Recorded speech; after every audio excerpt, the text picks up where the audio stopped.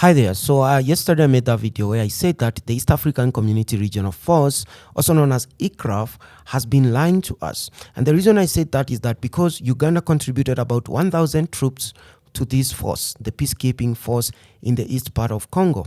And there have been evidence done by researchers and some journalists from AFP that proves that Ugandan forces work alongside the M23, especially in the regions of Rutshuru. There have been evidence that these 1,000 Ugandan troops patrol alongside the M23 fighters.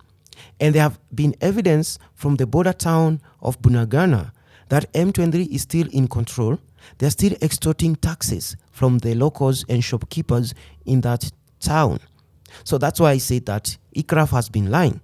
And now, less than 24 hours later, the commander of the EACRF has resigned, and the commander is a Kenyan. He's called Major General Jeff Nyagah, the commander of the East African Community Regional Force. So he resigned, and he has gone back to Nairobi to consult with his commanders and the president of Kenya. So why did he resign? In his letter, he said that he resigned because of three things. One, frustration. So he says that he has been frustrated many times by the Congolese government. So one of the things he says that they have been frustrating him is that during the agreement between the East African Community regional countries to provide soldiers, is that Congo agreed to provide certain things like administrative block, that is the command center for this force, also to provide homesteads for the commanders, and even provide regions where these soldiers can set up their camps. So, according to him, is that they are also to provide support staff, secretaries, IT people, guards, and so on, and even cooks. So he says that Congo has refused to pay salaries of these support staff. That means the secretaries in that office block, the IT people, the cooks in his homestead are not paid. So they have now to be paid by Kenya, for example. And he goes ahead to say that the other thing is that Congo has allowed or ignored complaints from EACRF of meddling by certain mercenaries.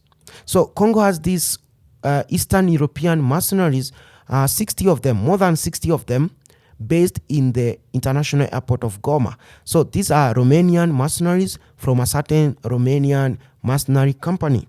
And according to him, he wrote that, Honorable Secretary, as you are aware, so it means it is a follow-up because he could have complained before.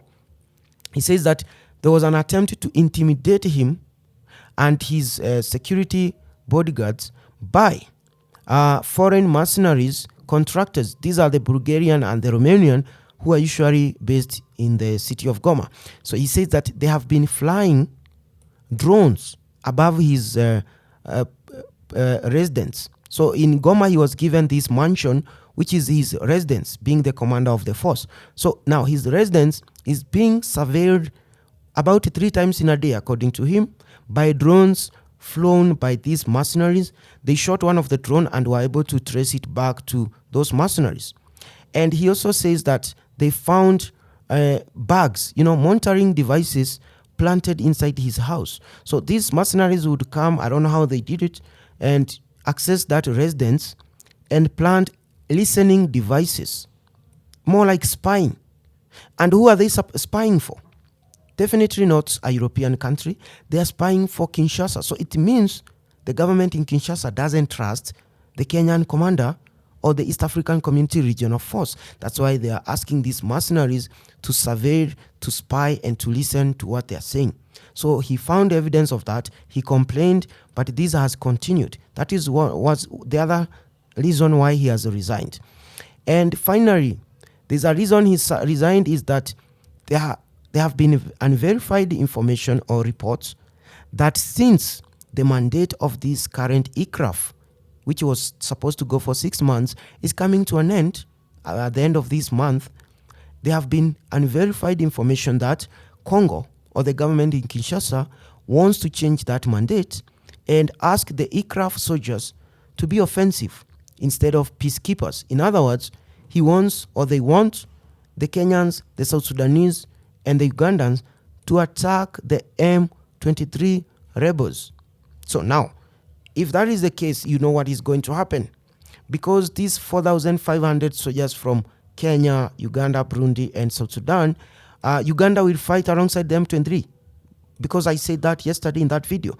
They work alongside the M23. Half of the M23 came from Uganda not long ago, before they started attacking the civilians in East Congo. The other half came from Rwanda. So if they are attacked by Kenyans and Burundian, this might draw the Rwandans and the Ugandans to fight alongside the M23. And that's what Kenya doesn't want. They want to avoid that. So you understand, someone is lying, or both parties in that conflict are not sincere. The Kenyans, maybe the Kenyans could be sincere, but the Ugandans, they are liars. They are working with M23, so they are not sincere.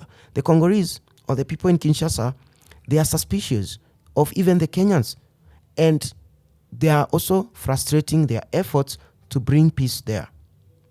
And as for the Rwandans, definitely, and M23 are on one side. So kindly go to the comment section below and let us know your thoughts.